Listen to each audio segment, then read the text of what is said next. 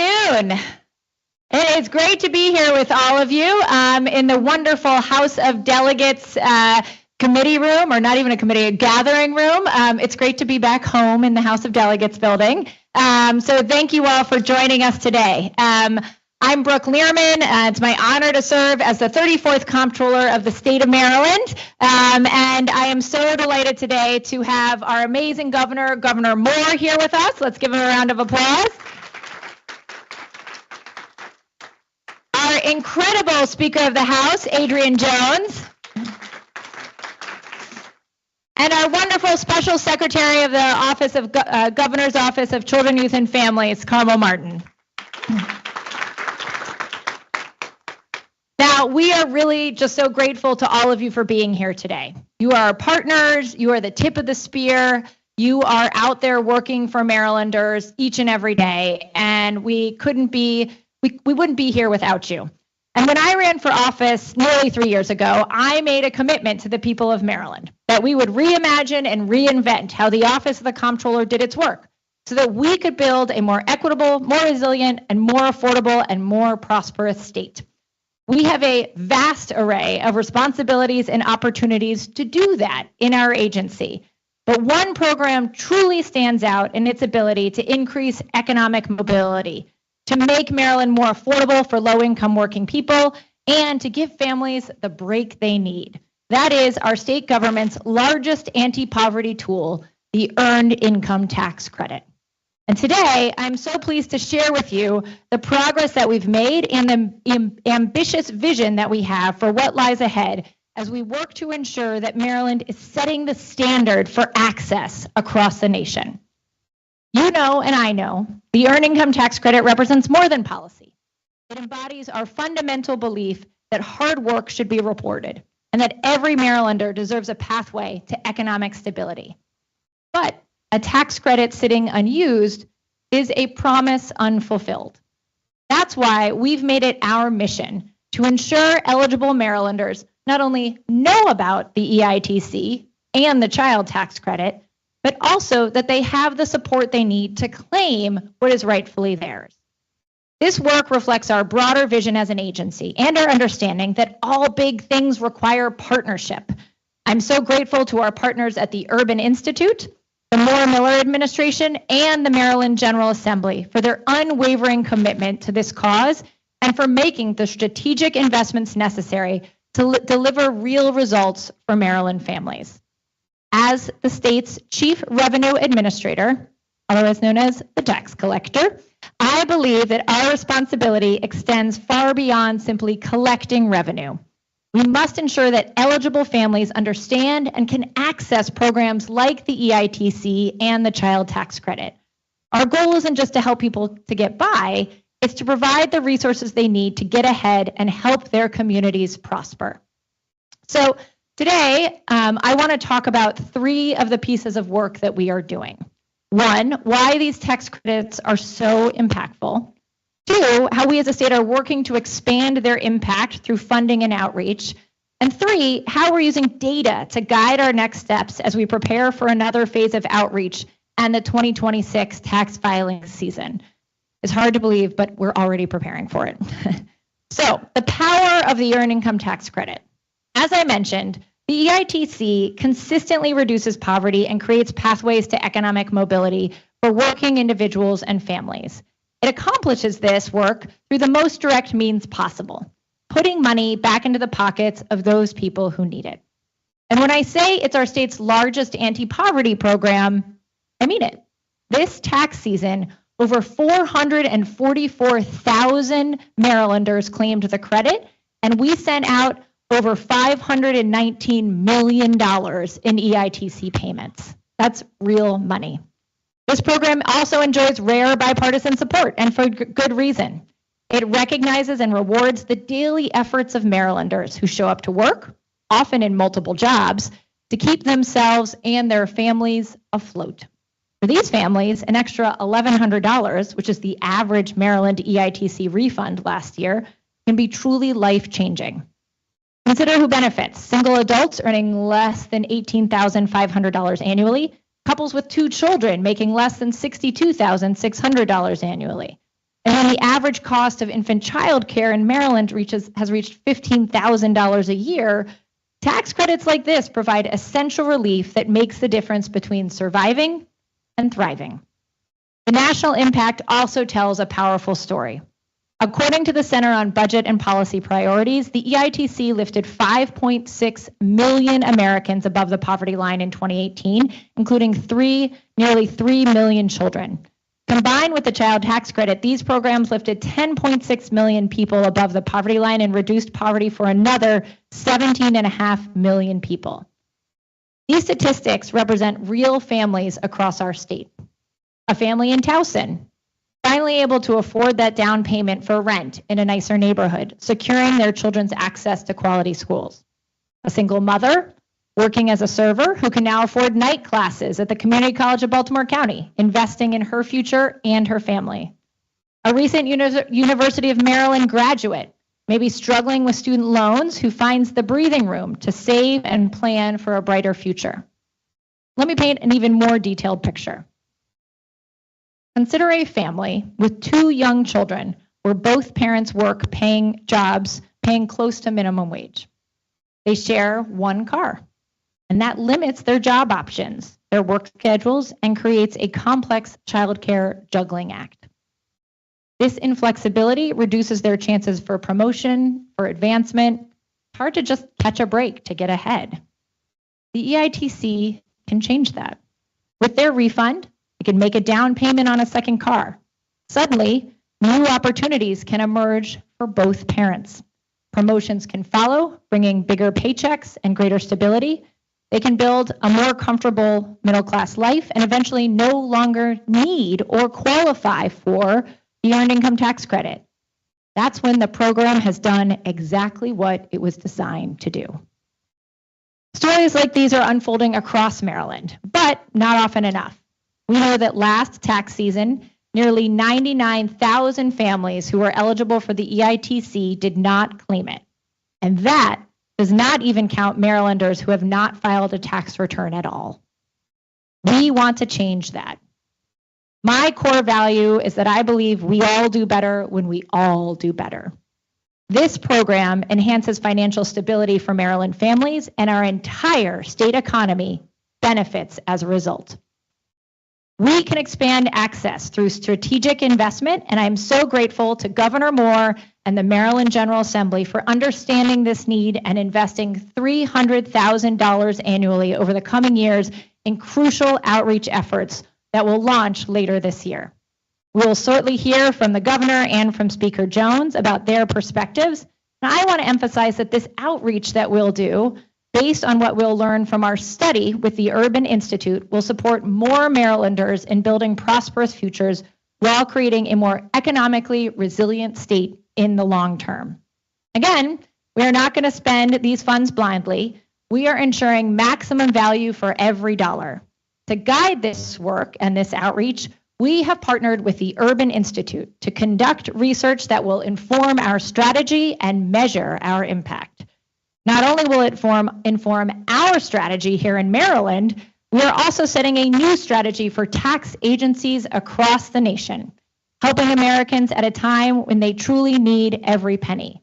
The playbook that we'll create for our tax agency will be shared with tax agencies and my fellow tax administrators across the nation. Finally, we are taking action while we learn. We didn't want to wait to begin this important work. So during the 2025 tax filing season, we partnered with the Moore-Miller administration to launch the Earned It campaign, a collaborative interagency effort designed to educate eligible Marylanders about the state EITC and the CTC. This campaign leveraged multiple agencies and communications channels, including social media, to increase awareness and uptake of these vital credits. From ensuring notices were sent to those using the health exchange, partnering with DHS and the cash campaign, working with local management boards, working with the GOC and more, we were able to move the needle and start to ensure that Marylanders know these credits exist and that they can claim them. Together, we are all building something truly transformative. So as we move forward, we're guided by data, we are driven by compassion, and we are committed to results. The research that we're conducting will inform our approach to the 2026 tax filing season and beyond. We are building systems that don't just reach people once, but create lasting connections that support families through their economic journey. Because this is about more than a program. It is an investment in Maryland's future. Every family that claims the EITC is a family with greater stability, more opportunities, and increased potential to contribute to their communities. Every child whose family benefits from these credits has a better chance at educational success and economic mobility.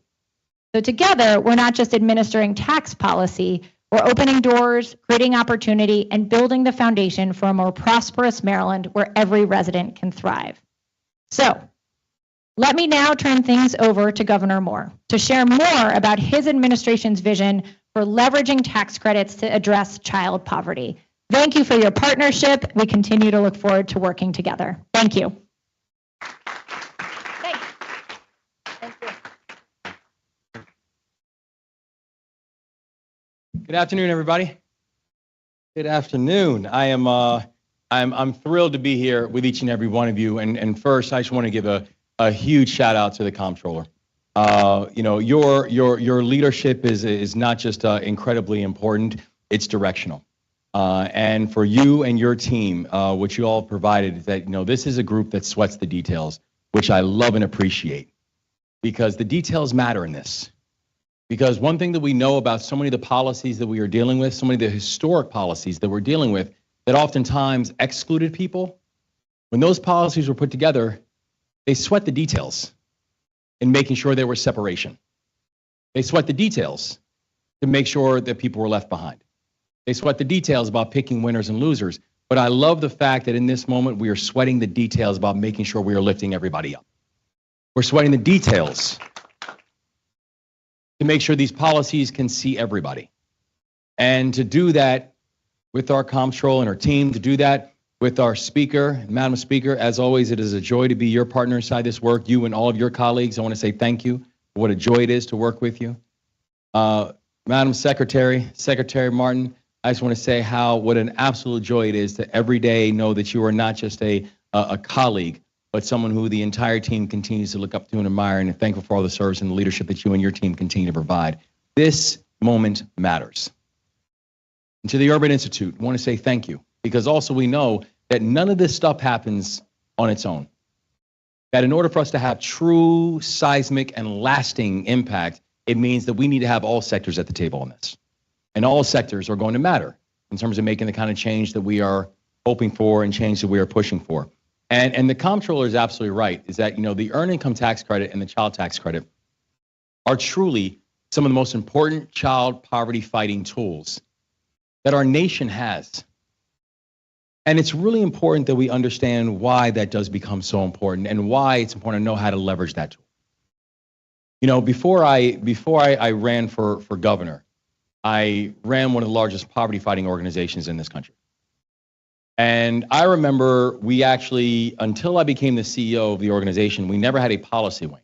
When I came on board, I said, I don't know how you claim to be serious about fighting poverty if you, out of nowhere, don't have an opinion about public policy. How do you think poverty is created in the first place? Like, people are not living in poverty because they're just not working hard enough. There are policies that continue to put and leave people in poverty. And so I remember working with a former governor on the child tax credit and was explaining all the numbers and the details behind it, why it was important to make those changes. And I remember, in fact, I told him, I said, listen, you should actually talk about this in your state of the state. Gave him the line that he should use in the state of the state, everything. I became a speechwriter. And then we got an advanced copy of the state of the state. And there was nothing in there about child poverty. Nothing in there about the child tax credit. So I was a little pissed off. And I called up the head of public policy in the organization, and I just went on this rant. And I probably didn't breathe for like 3 minutes. And then finally, when I finally breathed, he interjected and he said, listen, we worked for 6 months to try to get them to include a line in the speech. But what if you could write the whole speech? And that's the point. The point is that when we have an opportunity in these seats, how are we going to choose to use it? What's going to matter? And who will benefit? And so we were so thankful to have that opportunity where in our first session, we were able to introduce legislation that focused on enhancements for both the earned income tax credit and the child tax credit. That we were able to work together to ensure that more people who were intentionally being left behind could now look up at their state government and say that we are now seen. It's why we were thankful to work together to craft and implement the Enough Act, which became the first time in a country's history that we now have a state-led, place-based investment strategy all over the state of Maryland. Right in Frederick? Yes. Frederick is one of the 27 jurisdictions in the state of Maryland. That we now have enough jurisdictions where we're basically saying, put the power to the people. Let them decide. And focusing on areas that have dealt with concentrated and oftentimes generational childhood poverty. And stop acting like the government is there to save them. They don't need to be saved. They need for the government to stop putting obstacles in front of them. That's how we create sustainable economic mobility.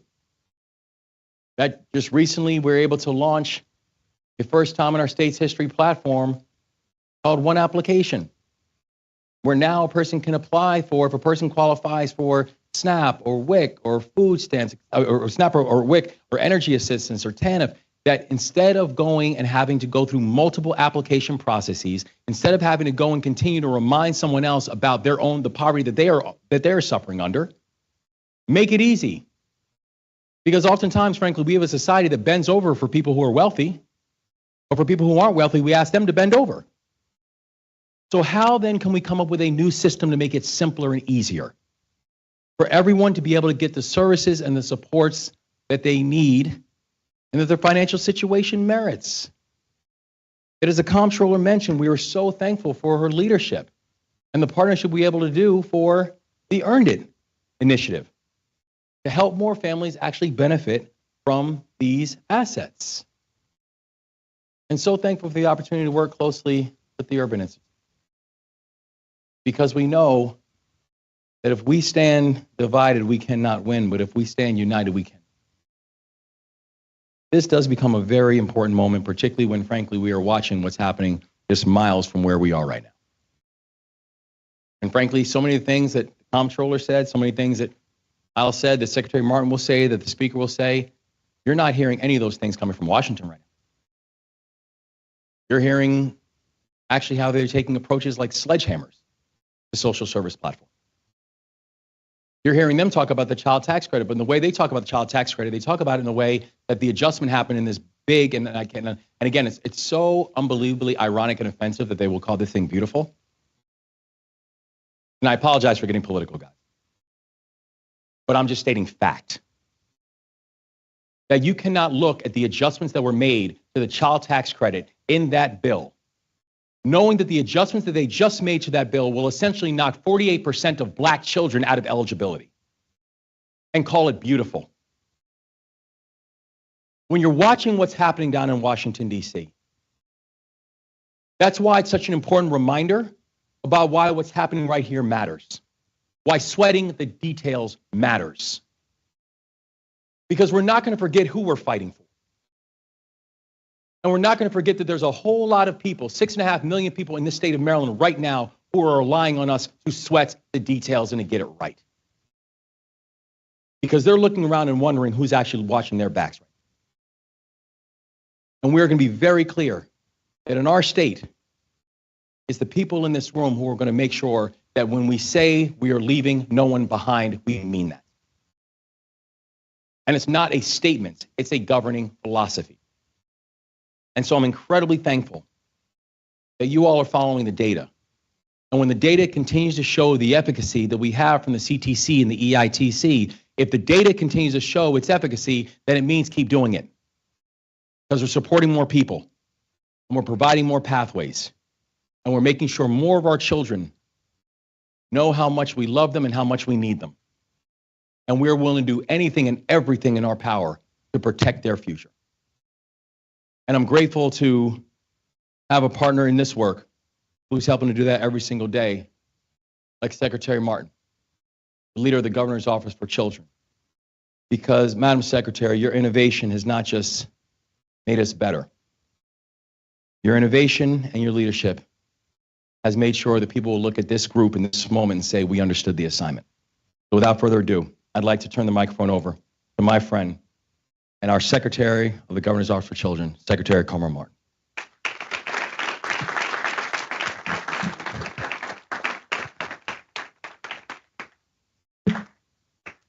Thanks so much, Governor. It's such an honor to serve you in this work. I say it often, the worst part about this job is sometimes I have to follow Wes Moore on a speaking program. And others here can tell you I tried to get off the speaking program once he was confirmed. But it is a true honor to follow under your leadership and understand the assignment that you've given us. Very first time we ever met, you made clear how important these issues are to you in terms of pulling children out of poverty, expanding opportunity in Maryland, and also making government work for people. And I think today is a testament to those assignments you've given us. Also want to thank the Comptroller for her incredible partnership in this work, but also her career-filled commitment to expanding opportunity for people. It's been a real honor to support you as you've relentlessly worked to ensure that Marylanders get the support that they need and deserve.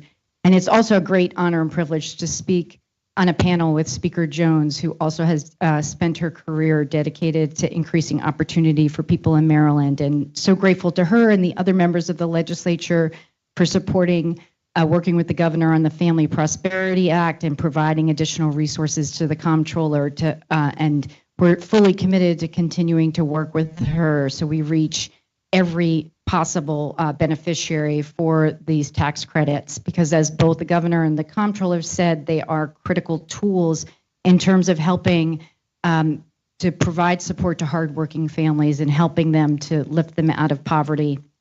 And we know that tens of thousands of them are not getting those credits and leaving money on the table. So that's why the Earned It campaign was designed to address this through collective action. We were trying to build muscle across the governor's entire administration, working in partnership with the Comptroller so that we can meet people where they are. A lot of the work that we did through the Earned It campaign, it was a group effort. I'm here representing the governor's team, but there were so many members of his administration that we called upon, and they very happily assisted us. I'm just going to quickly read off the names of the agencies who we were in deep partnership with, including the Maryland Department of Health, the Maryland Health Benefit Exchange, the Maryland Department of Labor, the Maryland Department of Human Services, and the Maryland Department of Service and Civic Innovation. And what we tried to do, we knew from research that we were most likely to reach people if we could reach them in the context where they were looking for assistance on other fronts. So a lot of it was sort of trying to find people where they would be most able to receive the information that the Comptroller's office had. We were able to reach the agencies, we were able to make 2 million individual touch points through their efforts. I won't go into all of the things that we did, but just to sort of highlight a few of them, we directly connected with potential beneficiaries through emails. The Department of Human Services emailed the recipients, their current customers for nutrition assistance. The Maryland Health Benefit Exchange reached people who were looking for information around health insurance. The Maryland Department of Labor reached out directly to recent unemployment insurance recipients. But our efforts went beyond just emailing. We also tried to capture people online through banners on websites, paper mailings, social media. The Comptroller led the charge in a social media campaign around the topic.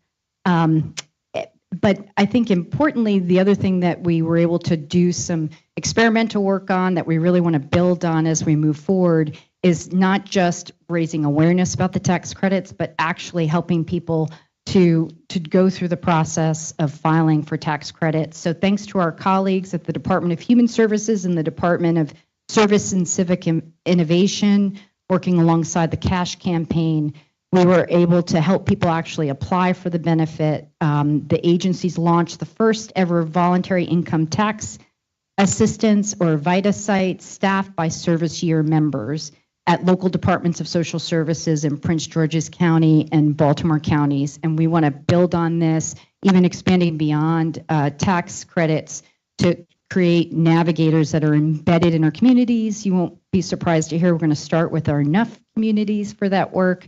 So we're really excited about that, and want to give a shout out to Stephen Leggett-Creel, from the director of the Prince George's County Department of Social Services, who is one of our hosts of the VITA sites in Prince George's County. So I believe that Stephen's here with us. There you go. Thank you, Stephen.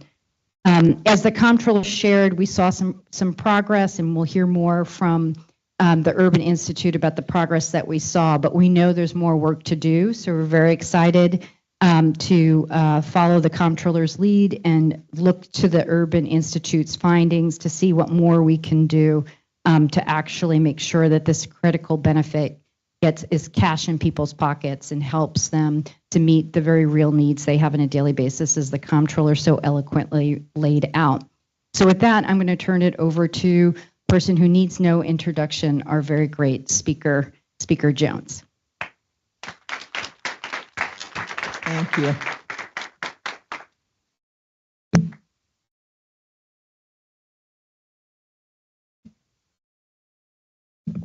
Good afternoon, everyone. It's great to be here with our controller and former House member, I might add, Brooke Lierman, Governor Moore, Secretary Martin, and other partners from the Urban Institute. Today, Maryland is strengthening some of the most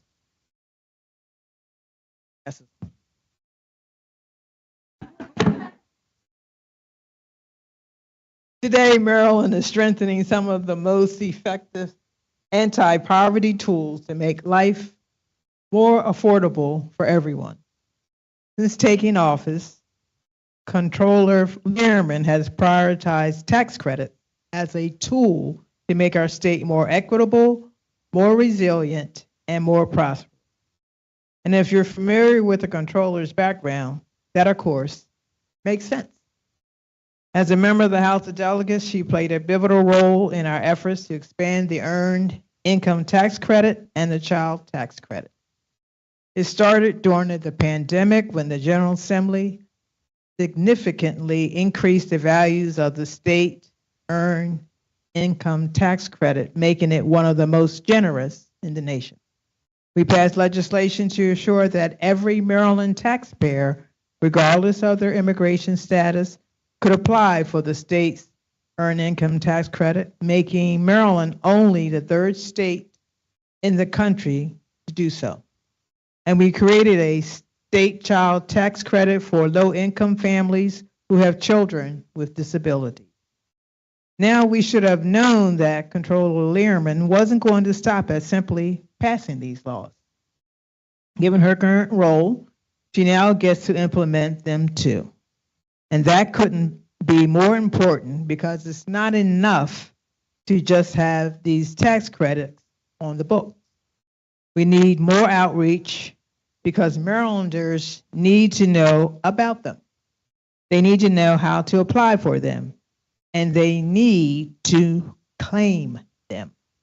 That's why the General Assembly partnered with the governor to provide $1.2 million over 4 years so the controller can expand outreach and raise awareness about the Earned Income Tax Credit and the Child Tax Credit. This is sort of responsible governance we need now more than ever. As we watch the administration in Washington rip apart our social safety nets, throw away benefits, and make life more unaffordable, in our state, we are doubling down on our efforts to get people the benefits they are entitled to. These tax credits help everyday Marylanders support their families, support their work, and support their futures. It is our job to do everything we can to support them too. With that, I will turn it back to Controller Lierman. And I thank you all for being here. And Controller, back. Thank you. Thank you, Madam Speaker. What an amazing group of leaders that we have here today, working along also on all of you to make sure that people have access. Can we give the Speaker, the Governor, another round of applause as they have to leave? Thank you. Thank you both. Now, we did not want to start from zero when we received this funding that the Governor and the General Assembly so graciously provided. We wanted to have sorry, we're doing a picture. Sorry.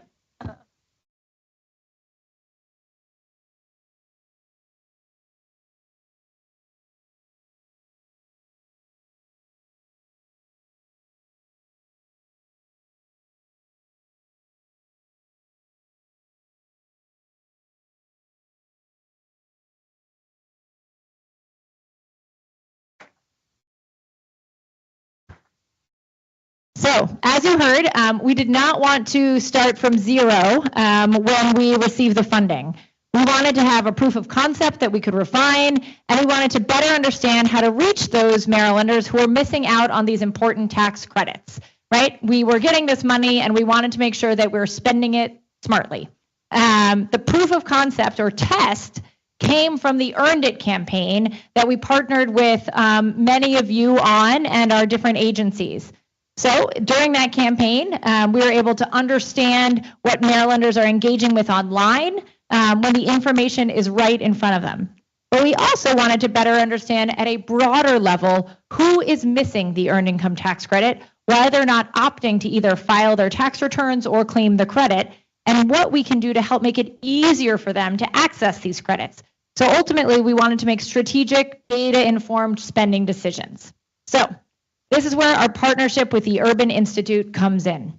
Over the last 9 months, we've worked with the Urban Institute Tax Policy Center to answer those questions and develop solutions that could work here in Maryland with the support of our partners. Today, we're excited to have researchers from the Urban Institute join us to share their preliminary findings and lessons learned. Before I turn it over to them, I want to give a huge thank you to the people who made this research possible. We conceived of this idea, but it's one thing to conceive of something, it's another to actually see it happen. So I want to thank the funders of this research, the Annie E. Casey Foundation, the T. Rowe Price Foundation, the Greater Washington Community Foundation, and the ABLE Foundation. Will you join me in giving them a round of applause? Thank you. So I am now going to turn it over to Arvind and Dr. Luisa Godinez-Pugi of the Urban Institute to go over their preliminary findings. We're excited to see what you have, and we thank you again for all of your amazing work.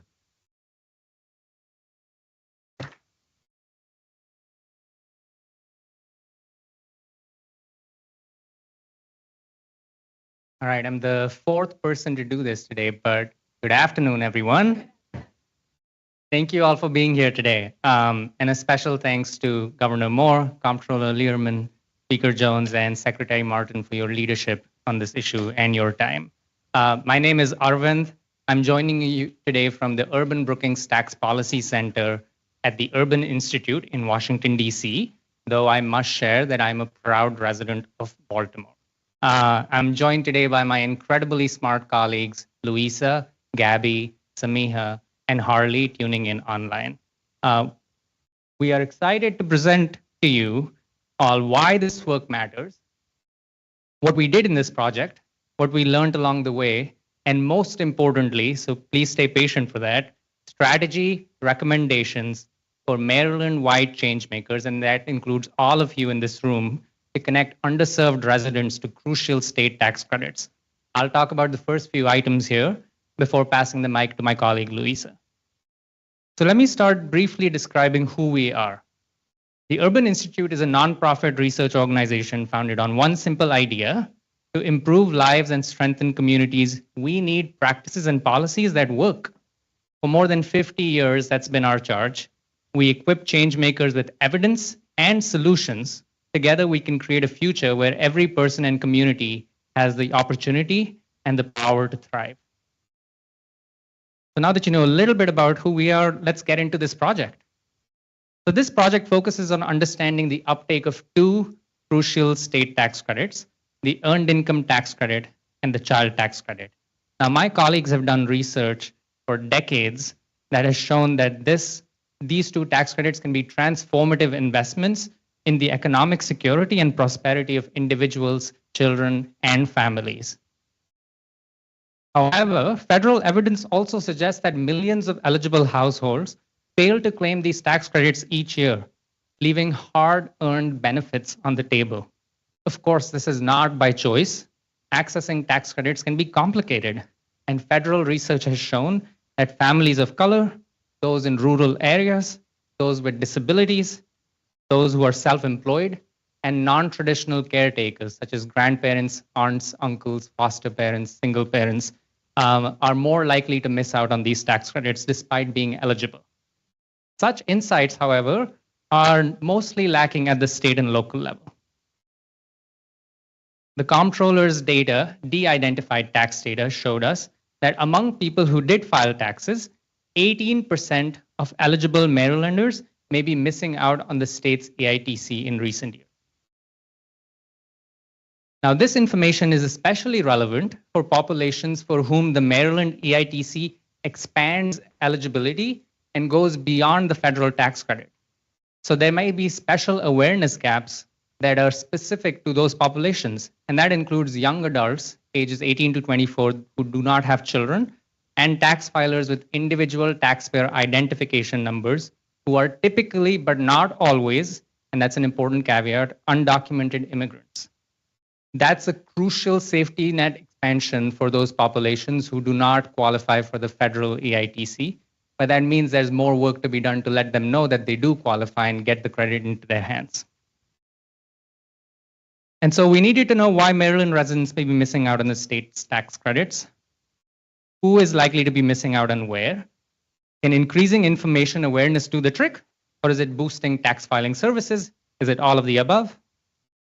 And based on the findings on both barriers and solutions, what the Comptroller and what all other Maryland leaders can do to reduce the gaps going forward. So knitting it all together, we arrive at two guiding questions. What are the barriers preventing Maryland residents from accessing state tax benefits? And what are the most effective outreach, community engagement, and tax filing supports to increase the uptake of tax benefits for eligible Maryland residents? So to answer these questions, we put together a mixed methods research project with 3 phases: stakeholder interviews, quantitative data analysis, and focus groups. We felt confident in our approach and our learnings along the way because of the guidance of an advisory group convened by the Comptroller each month, and we're so glad that some of the members are present in the room with us today. I'll walk through each phase of the project next. I'll start by talking about the quantitative data analysis. So the Comptroller team shared with us de-identified and aggregated state tax data on the state level EITC and CTC. This data included tax years 2020 through 2023 with information at the state, county, and zip code levels. For the state's EITC, this data included estimates not just on the number of Marylanders claiming the EITC, but also those who may be eligible for the EITC, which is the larger universe and is really, really hard to estimate. And so this data typically does not exist at the state level. It's important to note, as the Comptroller did earlier, that we could only account for tax filers in this research, not non-filers who could be eligible but did not file taxes in a given year. In future research, we hope to dig into why non-filers did not file taxes and how do you get tax credits into their hands.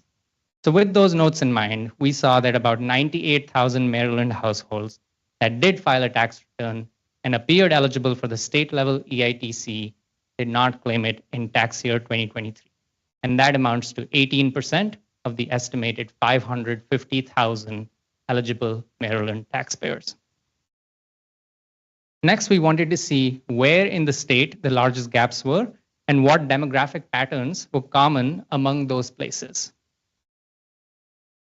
So, in terms of the highest numbers of tax filers missing out, Prince George's County, Montgomery County, Baltimore County, and Baltimore City stood out. Whereas in terms of the highest shares of tax filers as a percent of local populations, Montgomery County, Howard County, Prince George's County, and Kent County stood out. Now, as you may notice, Montgomery County and Prince George's County stood out among both of the subsets. So that may be where the largest gaps are.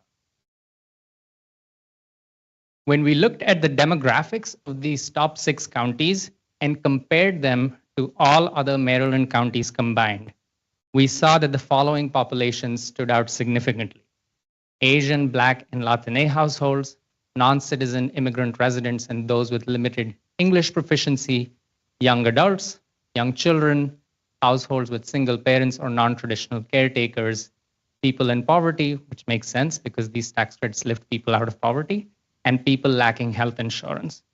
We wanted to check if this was true and held up with the zip code data as well, and it did. The same demographic patterns stood out in the zip code data as they did with the county data. And importantly, this is consistent with what we have seen from the national literature, indicating that historically underserved households in these counties may be most at risk of missing out on these crucial state tax credits.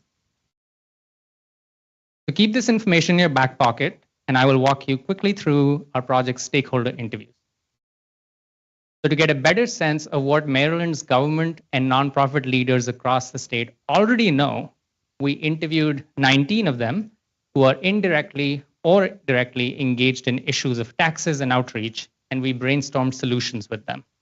This included state level and local level government officials, leaders of nonprofit, community, and faith-based organizations, volunteer income tax assistants or VITA, tax preparers, and researchers. Our conversations highlighted 2 main themes. 1, strategies to best reach people, including building partnerships with trusted messengers or those who have deep and existing ties to local communities, and outreach that takes into account the nuances of diverse audiences. 2, strategies to best serve people, including making free tax preparation services more widely available across the state and expanding the pool of tax preparers and volunteers who service communities.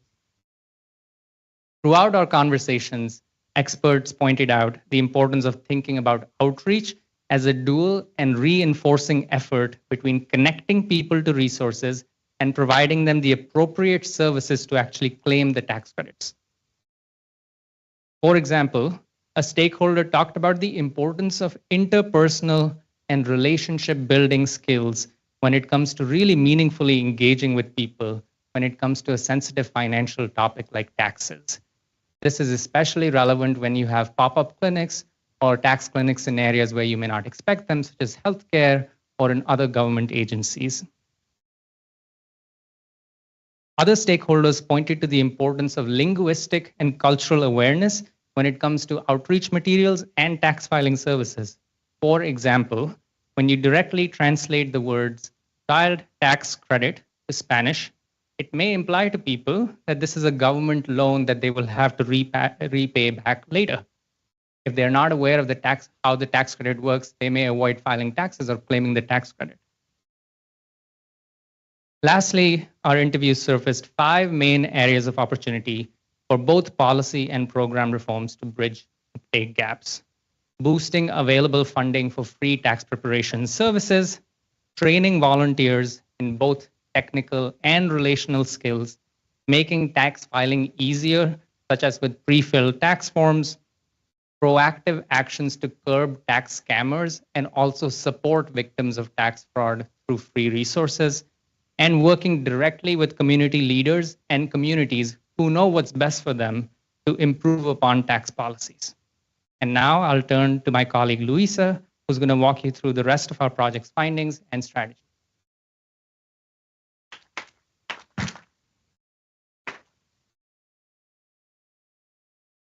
I will attempt to put the mic here because I'm not good with like different things, but do let me know if my voice doesn't carry through.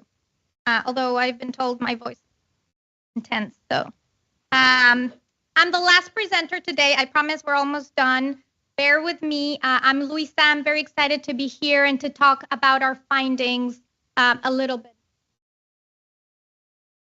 So again, it's such an honor for me to be here among the actual change makers that are going to enact the evidence that we've been collecting for several months now. And I'm particularly excited to present the findings on this part of the project because it's the part of the project where we got to actually talk to filers themselves, to families and to the people in Maryland. So between April and June of 2025, we conducted 5 focus groups in 5 different counties in English and in Spanish. We spoke to 46 Marylanders who were eligible for the state EITC or the CTC. And very importantly, we partnered with local organizations in each of these counties to connect with individuals, to foster trust such that they would actually tell us their experiences, which are not always pleasant, right? And to eventually also host these focus groups. This is a breakdown of those focus groups, and I know you will say, excuse me, there's 6 there, not 5. I do know how to count. I will tell you a little bit more about that at the end of the presentation, but we are actually conducting an additional focus group in Howard County in August. But really, just to go back a little bit, for us, it was really important to use our quantitative findings and to chat with folks in the counties that had the highest shares and the highest numbers of folks that are likely to miss out on these credits. But it was also very important to recruit from those populations we also identified. And so we came up with this list and then had these fantastic partners. I won't name them all, but you can see them on the list. And we're very grateful for the partnerships we had with them.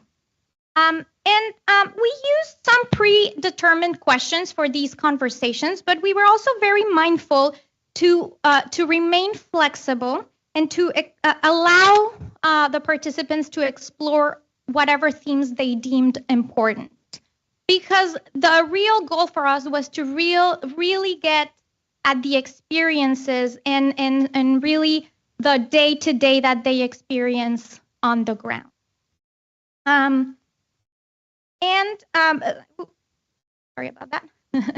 And from those conversations, 5 main themes sort of stood out. The first one was on filing taxes and the barriers experienced when filing taxes. We talked obviously about tax credits, both at the federal and the state level. Today's political context did come up, particularly when it came to how it has affected or not their experiences filing taxes. We obviously went over potential solutions for increasing uptake and then just best strategies for outreach campaigns. So without further ado, let me share some of those findings. The first one is that even though most participants across all groups face challenges in filing, they still filed their taxes. Non-citizens and Black households did mention experiencing bad situations with both free and paid tax preparation service. Many were actual victims of tax fraud. And this was, I will say, especially prevalent for non-citizens, who shared that situation just put even more pressure on their already difficult time to accessing a lot of these credits that they are entitled to receive. The second big finding is that participants generally knew about these credits, but at the federal level and not so much or at all at the state level. Now, the exception with that rule, if you will, is that most non-citizens actually didn't know even about these credits even at the federal level. And it's not surprising because Maryland has actually expanded eligibility for certain immigrants, and this may be what we are picking up here. But what this is telling us is that it's very important to focus on the populations that are very specific to the tax credit at the state level, which are young adults without children, like my colleague mentioned, and certain immigrants. And so we already conducted a focus group with with non-citizens, excuse me, and then we are doing that Howard County focus group where we will specifically focus on young adults without children.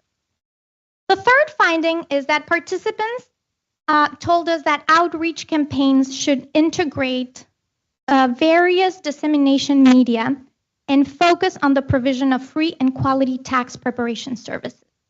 Not everybody trusts the same sources, is what we found, and it's not surprising, I'm sure, for most of you.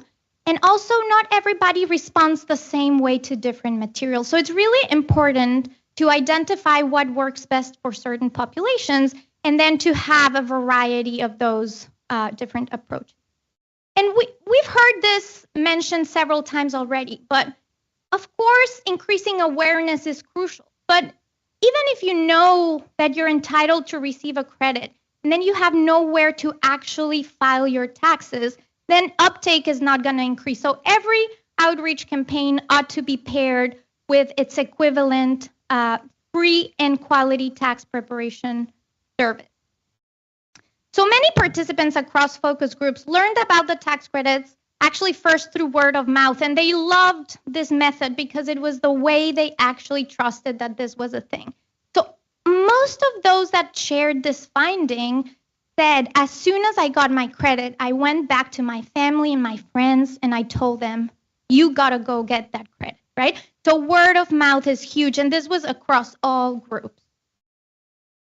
Another example is that many Black participants and single parents or non-traditional caretakers, like we said, grandparents, other foster parents, and so on, said that they would trust learning about tax credits from local news. I remember one person telling us, you know, there's 4 local channels. If you put them in all the local channels, you're bound to reach everyone.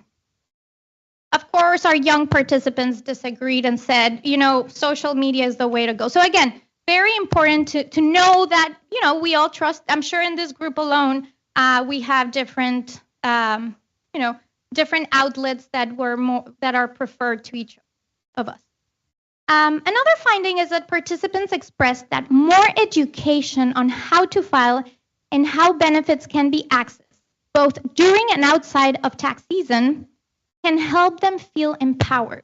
And this didn't include only education in high school, for instance, but also included a component of transparency and education when filing their taxes.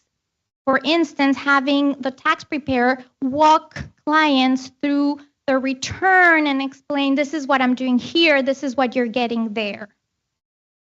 All in all, we heard a lot of solutions that we are very excited about, both at the short and long term, both for dissemination and awareness, as well as for tax services. When it comes to outreach, we've mentioned several of these, but word of mouth, public events, a variety of dissemination media, multilingual materials. Long-term education seemed to be one of those really important ones. When it came to tax preparation services, quality was what we heard over and over, both in the stakeholder interviews as well as the focus groups. Wider access to free tax preparation services, and more transparency in the in the sort of servicing of individuals. And then the long term, we did hear, you know, simplify the tax process. We all know here, you know, I wish, if I could have a wish, that would be mine. It's not that simple. Certainly not something that can be done at the Maryland level, right? But there are certain things that from each and every one of our positions we can do. And we will talk a little bit about that at the end when we talk about the strategy. Oh, well, there you go. We're there now. So these are the strategies that we came up with that really are the result of all the data and all the evidence that we collected from the 3 phases of our study. Again, this is I do want to say this is a teaser. I'm I'm hoping that we will see you at the end of the year when we present our larger report and playbook. But these strategies won't change. These are the 7 strategies that we came up with. And then we will present a little bit more nuance to each, especially in terms of implementation. So without further ado, these are the 7 strategies. As I present one by one, you don't have to read the whole list. I will go one by one. I will present the strategy, talk a little bit about it, and then share a little bit of the evidence that led us to this strategy, and then one way in which we could implement. At the end of the year, then we will provide more ways for implementation. So again, this is my way of keeping you teased, but also come back to us by the end of the year.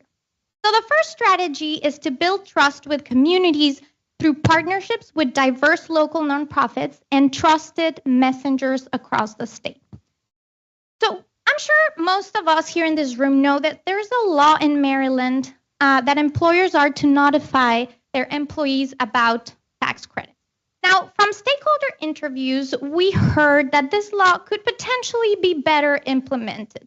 Maybe not all employers are sharing this information with employees, right? From focus group participants, we actually heard that they didn't know that this law existed, but they really wished their employers could help them with either, knowing a little bit more about taxes or connecting them with the resources that would help them file their taxes. And so in this case, employers are truly trusted messengers in the community.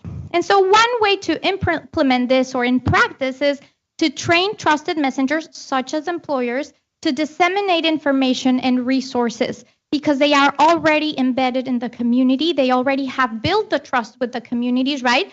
And they have that day-to-day interaction with Marylanders. And now the trusted messengers can be employers, but they can also be nurses, they could be doctors, they could be other government agents.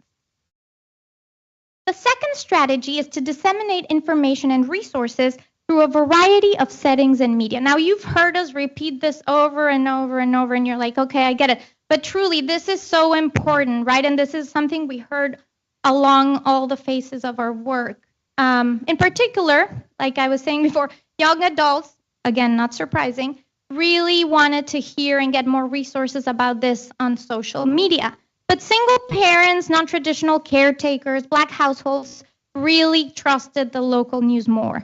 Across groups, we heard that official government communications felt more legitimate than other communications, and this was actually most prevalent for non-citizens. In practice, what this means is that co-designing or vetting dissemination materials and strategies directly with communities is bound to create the most effective impact.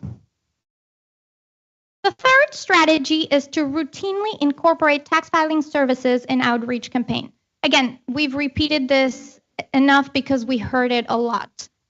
In stakeholder interviews, for instance, we heard that there's a need to expand the pool of volunteers. Many tax volunteers are college students, and they're fantastic and they do amazing work, but sometimes they do it for the credit, sometimes they don't return the next year, sometimes they're not as knowledgeable in interpersonal skills. So there's a need to train better for technical knowledge, of course, but also for interpersonal skills. It can be a little bit daunting to talk about your finances and your personal life, your maybe immigration status, to somebody that may not have that touch. So in practice, perhaps engaging with social workers, given that they are already highly trained in interpersonal skills and they already work and have existing relationships, may be a good way to assist taxpayers. The fourth strategy is to foster further cross-agency collaboration. And it's very exciting for me to share this strategy because we just heard how much the Comptroller has been working and other change makers in the state have been working on this one. And this one, I think, is crucial. Participants across all groups mentioned that having something like a one-stop shop at a government office would be very helpful, not only to get resources, but maybe to also get some free tax preparation services as well. Not always, right? But at points.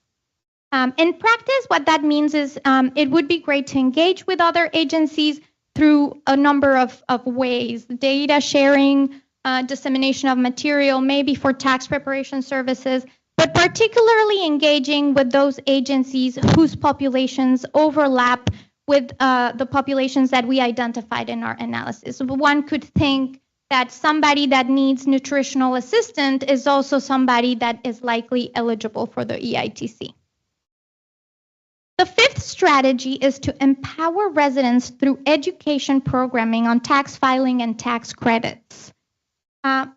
Both, participants in the focus groups as well as stakeholders talked about the need for increased transparency between tax preparers and tax filers. Folks said that they felt like they were filing their taxes blindly, and then they had to sign a document they didn't understand, and they didn't even know what was happening. So many lines, a big complicated table.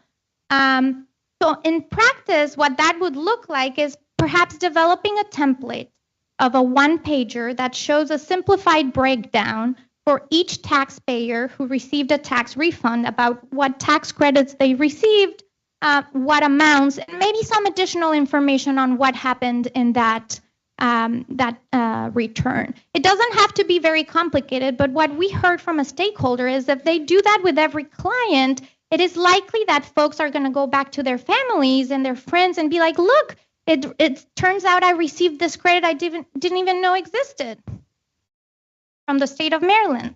The sixth strategy is to prevent and correct tax frauds. As you've heard several times, several people shared really unfortunate situations, and then they shared how complicated it was to fix those mistakes. Sometimes it took years, a lot of money, and there was a lot of fear of the penalties that they would incur. And oftentimes they felt like they had to pay lawyers and tax preparers to fix those mistakes. They didn't know where to get more information and resources on this. This was particularly prevalent for non-citizens that said that they had to go through so many hurdles to correct these mistakes. And of course, that put even more pressure on an already complicated situation, particularly for mixed status families who are really wanting to do things according to the law.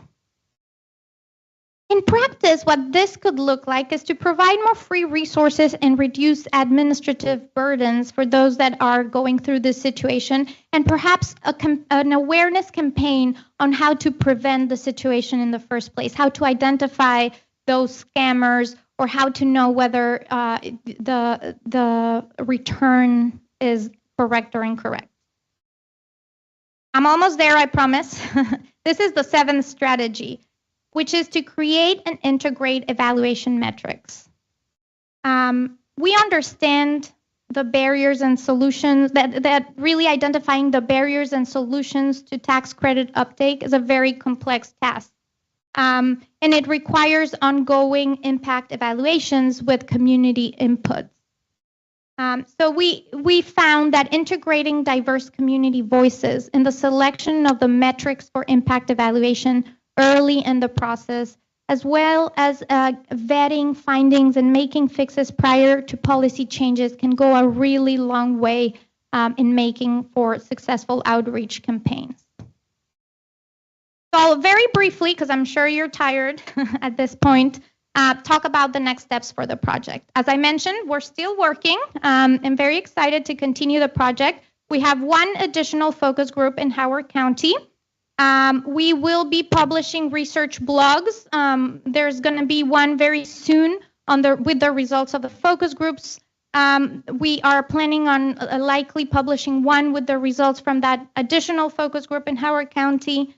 And then there's the report at the end of the year, and we will be likely doing events and dissemination for that one. So please stay tuned. Reach out to us if you, or the controller, if you're excited, just as excited as we are to learn a little bit more about this. That's about it. We made it. Thank you so much for your time, and we're very excited to answer any questions that you may have.